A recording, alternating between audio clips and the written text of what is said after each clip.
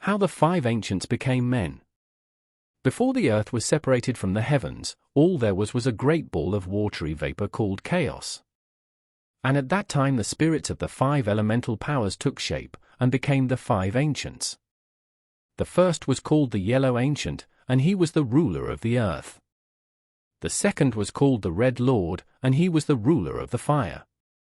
The third was called the Dark Lord, and he was the ruler of the water. The fourth was known as the Wood Prince, and he was the ruler of the wood.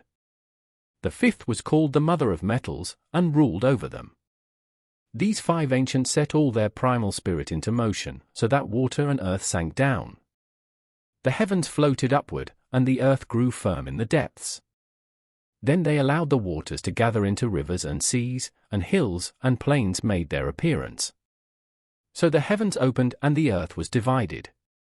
And there were sun, moon, and all the stars, wind, clouds, rain, and dew. The Yellow Ancient set earth's purest power spinning in a circle, and added the effect of fire and water thereto. Then there came forth grasses and trees, birds and beasts, and the tribes of the serpents and insects, fishes and turtles. The Wood Prince and the Mother of Metals combined light and darkness, and thus created the human race as men and women. And thus the world gradually came to be. At that time there was one who was known as the true prince of the Jasper Castle. He had acquired the art of sorcery through the cultivation of magic. The five ancients begged him to rule as the supreme god.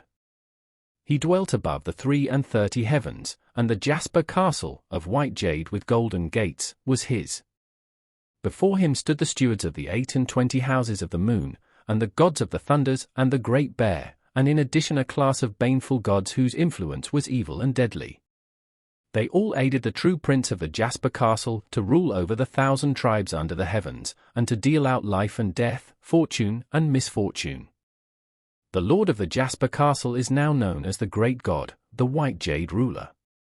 The five ancients withdrew after they had done their work, and thereafter lived in quiet purity. The Red Lord dwells in the south as the god of fire.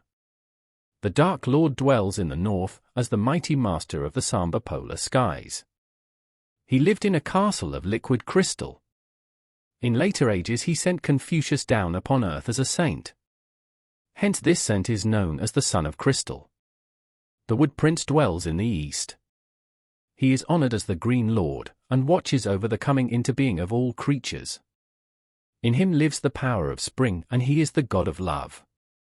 The Mother of Metals dwells in the west, by the Sea of Jasper, and is also known as the Queen Mother of the West. She leads the rounds of the fairies, and watches over change and growth. The Yellow Ancient dwells in the middle. He is always going about in the world, in order to save and to help those in any distress. The first time he came to earth he was the Yellow Lord, who taught mankind all sorts of arts. In his later years he fathomed the meaning of the world on the ethereal mount, and flew up to the radiant sun. Under the rule of the Zhao dynasty he was born again as Li-O, and when he was born his hair and beard were white, for which reason he was called Laotzi, old child. He wrote the Book of Meaning and Life and spread his teachings through the world. He is honored as the head of Taoism. At the beginning of the reign of the Han dynasty, he again appeared as the old man of the river, Ho Shang Gong.